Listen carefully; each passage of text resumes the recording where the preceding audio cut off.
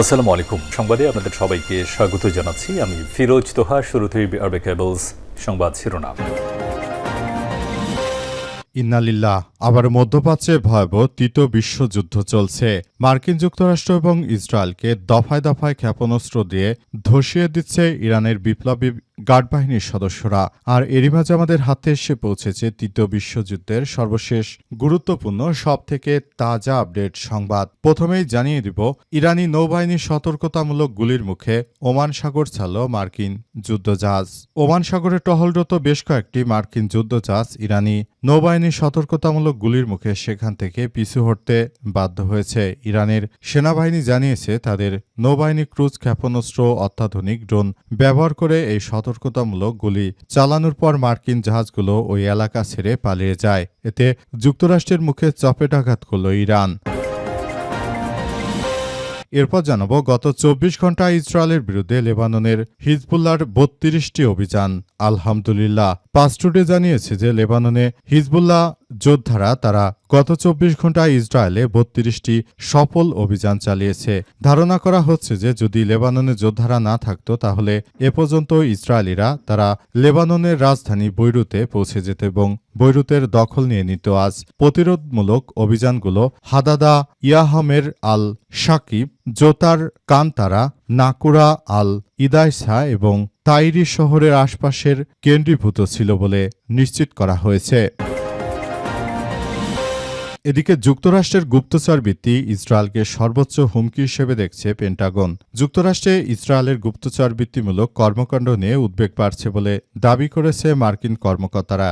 এই প্রেক্ষাপটে মার্কিন প্রতিরক্ষা দপ্তর পেন্টাগনের অধীনস্থ ডিফেন্স ইন্টেলিজেন্স এজেন্সি বা ডিআইএ সম্প্রতি ইসরায়েলকে যুক্তরাষ্ট্রের জন্য সর্বোচ্চ ক্রিটিক্যাল পাল্টা গোয়েন্দা হুমকির পর্যায়ে উন্নীত করেছে বলে জানিয়েছে একাধিক মার্কিন সূত্র। এবারে জানাবো, ইরানকে শক্তিশালী এবং অহংকারী বললেন ডোনাল্ড ট্রাম্প। চলমান যুদ্ধবন্ধে যুক্তরাষ্ট্রের সঙ্গে এখনো কোনো চূড়ান্ত চুক্তিতে পৌঁছায়নি ইরান, তবে শেষ পর্যন্ত তেহরানকে সমঝোতা আসতেই হবে বলে মন্তব্য করেছেন মার্কিন যুক্তরাষ্ট্রের প্রেসিডেন্ট ডোনাল্ড ট্রাম্প। তার ভাষায়, ইরানের নেতারা শক্তিশালী এবং অহংকারী, তাই সিদ্ধান্ত নিতে কিছুটা সময় নিচ্ছে। এবং সর্বশেষ জানাবো, নওগাঁয় বিজিবির বাধার মুখে পুশিনে ব্যর্থ ১৭ জনকে ফিরে নিল ভারতের সন্ত্রাসী বাহিনী বিএসএফ। নওগাঁর সাপার সীমান্ত এলাকায় নারী, পুরুষ ও শিশুসহ ১৭ জনকে পুশিনের চেষ্টা শেষ পর্যন্ত ব্যর্থ হয়েছে। সীমান্তে বিজিবির কঠোর অবস্থানে থাকার কারণে ভারতীয় সীমান্তরক্ষী বাহিনী বিএসএফ পুশিনের জন্য আনা সব ব্যক্তিকেই নিজ দেশে ফিরে নিয়ে গেছে। আজ রাত ১টার দিকে ভারতীয় সীমান্তরক্ষী বাহিনী বা বিএসএফ এর সদস্যরা তাদেরকে দেশে ফিরিয়ে নিয়ে যায়। শুধু এক সীমান্ত নয়, বরং বাংলাদেশের বেশ কয়েকটি সীমান্ত দিয়ে ভারতীয় সন্ত্রাসী বাহিনী বিএসএফ এর সদস্যরা তারা মূলত বাংলাদেশে এই নাগরিকদের পুশিন করার চেষ্টা করছে। তবে আমাদের দেশপ্রেমিক বিজিবির সদস্য পাশাপাশি সীমান্তবাসীরা বিজিবিকে সর্বাত্মকভাবে সহযোগিতা করে এই পুশিনের কার্যক্রম বন্ধ করে দিয়েছে। প্রিয় দর্শক, এতক্ষণ শুনছিলেন সংবাদ শিরোনাম, এবারে বিস্তারিত। তবে তার আগে বন্ধুরা, অনুরোধ থাকবে এই সংবাদটিতে একটি লাইক দিন।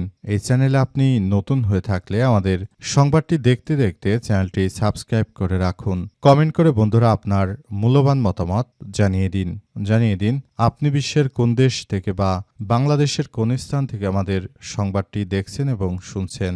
আর বন্ধুরা, সংবাদটি আপনার সোশ্যাল মিডিয়া ফেসবুকে শেয়ার করে বন্ধুদেরও দেখার সুযোগ করে দিন। গাজা যুদ্ধে আপনি যদি নিরীহ ফিলিস্তিনিদের ভালোবেসে থাকেন বন্ধুরা, কমেন্টে ইয়েস লিখে পুরো বিশ্বকে আমাদের এই তাজা আপডেট সংবাদটি দেখার সুযোগ করে দিন। আজকের এই সংবাদ সম্পর্কে আপনার মূল্যবান মতামত কমেন্ট বক্সে কমেন্ট করে জানিয়ে দিন আপনি বিশ্বের কোন দেশ থেকে বা কোন জায়গা থেকে আমাদের সঙ্গে কানেক্টেড রয়েছেন। এবারে বিস্তারিত।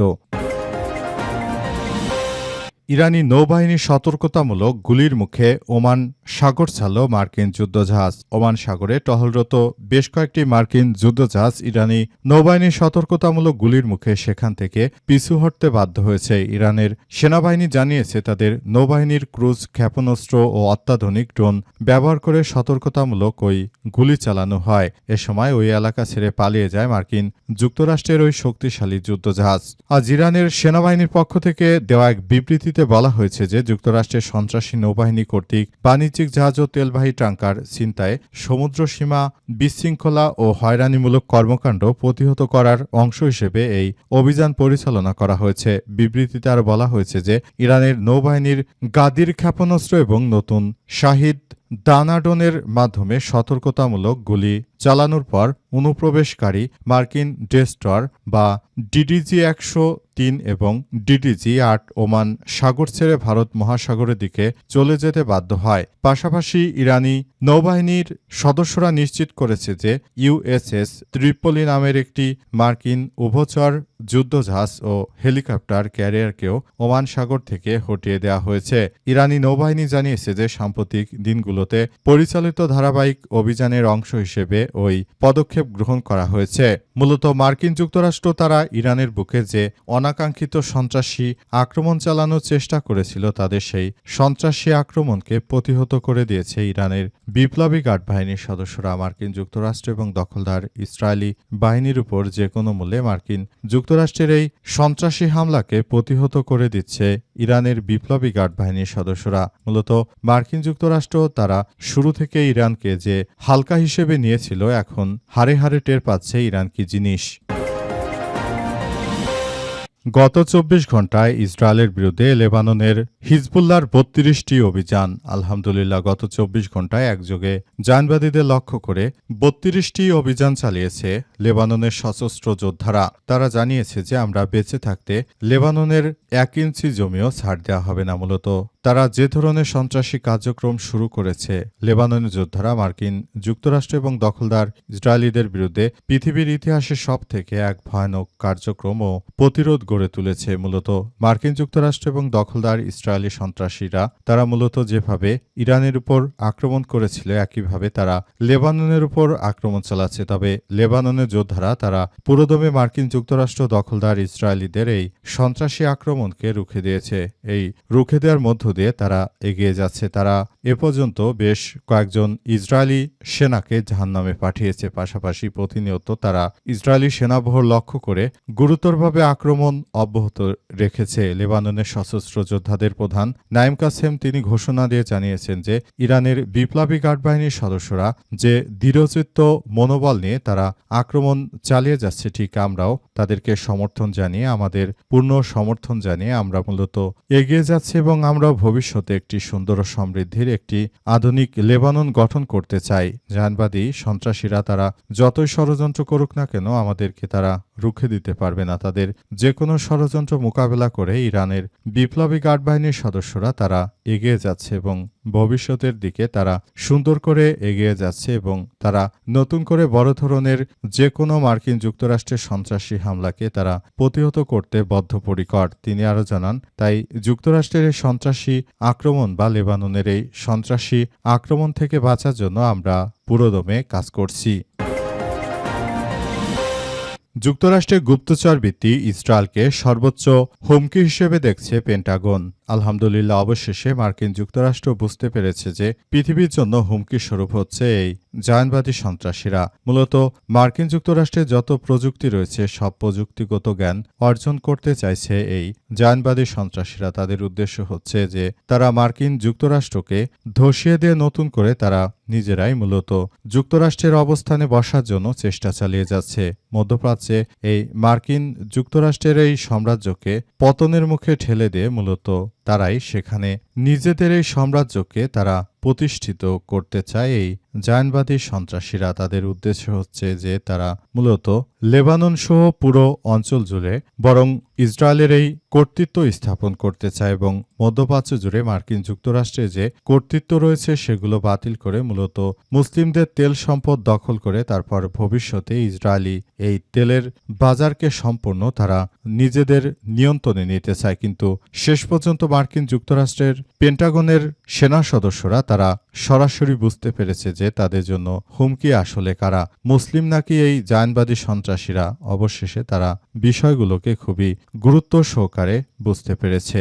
বিষয়গুলো নিয়ে তারা এবার মুখও খুলেছে। তারা জানিয়েছে যে ইসরায়েলের জন্য আমরা এতদিন ধরে কাজ করলাম, সেই ইসরায়েল বাহিনীরাই মার্কিন যুক্তরাষ্ট্রের তথ্য সরঞ্জাম ও প্রযুক্তি চুরি করার মধ্য দিয়ে তারা মূলত যুক্তরাষ্ট্রকে পেছনে ফেলে বিশ্ব শীর্ষ নেতৃত্বে আসতে চাইছে এই জায়নবাদী সন্ত্রাসীরা, তাই তারা যুক্তরাষ্ট্রের বিরুদ্ধে একটি সিক্রেট মিশন পরিচালনা করতে চায়। কিন্তু যুক্তরাষ্ট্রের পেন্টাগনের গোয়েন্দারাও কম নয়, তারা দখলদার ইসরায়েলি বাহিনীর এই ধরনের সন্ত্রাসী কার্যক্রমগুলো ধরে ফেলেছে। এখন তারা এই ইহুদিবাদী ইসরায়েলকেই নিজেদের জন্য এক আতঙ্ক হিসেবে অভিহিত করছে।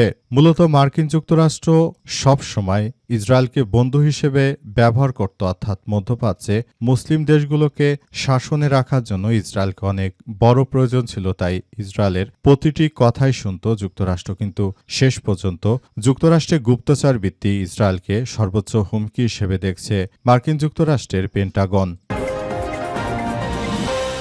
ইরানকে শক্তিশালী এবং অহংকারী বললেন ডোনাল্ড ট্রাম্প। চলমান যুদ্ধবন্ধে যুক্তরাষ্ট্রের সঙ্গে এখনও কোনো চূড়ান্ত সমঝোতা আসতে পারেনি ইরান এবং যুক্তরাষ্ট্র। অবস্থায় ইরানের বিরুদ্ধে এবার কুৎসা রটাতে শুরু করেছে মার্কিন যুক্তরাষ্ট্রের প্রেসিডেন্ট ডোনাল্ড ট্রাম্প। তিনি ইরানকে জানাচ্ছেন যে ইরান নাকি শক্তিশালী এবং অহংকারী, তারা যুক্তরাষ্ট্রের সঙ্গে কোনো চুক্তি করতে চাইছে না, অথচ অহংকারী হচ্ছে যুক্তরাষ্ট্র, কারণ তারাই ইরানের সর্বোচ্চ ধর্মীয় নেতাকে হত্যা করেছে। এমনকি ইরানের ইসলামী বিপ্লবী গার্ড বাহিনীর যে নৌবাহিনীর সদস্যরা রয়েছে তাদের প্রধানকে হত্যা করেছে, এমনকি সেনা প্রধানকে হত্যা করেছে। পাশাপাশি ইরানের সুপ্রিম লিডারের নাতি নাতনি জামাতা মেয়ে সবাইকে খুন করেছে।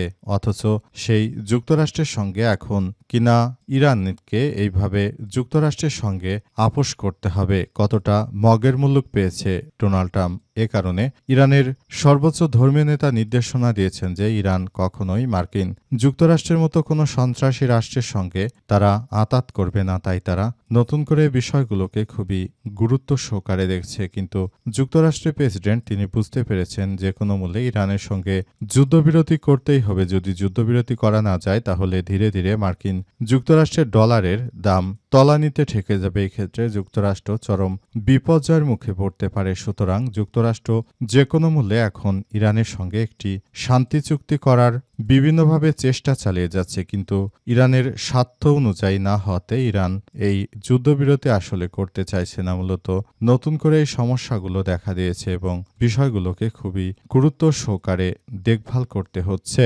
তবে শেষ পর্যন্ত আসলে এই যুদ্ধে ইরানি জয়লাভ করলো। আমরা দীর্ঘদিন ধরে ইরানের ইসলামী বিপ্লবী গার্ড বাহিনীর সদস্যদের এই ক্ষমতা দেখে মনে করেছিলাম এই যুদ্ধে ইরানি জয়লাভ করবে। ইরানি সেই যুদ্ধে জয়লাভ করলো ইনশাল্লাহ।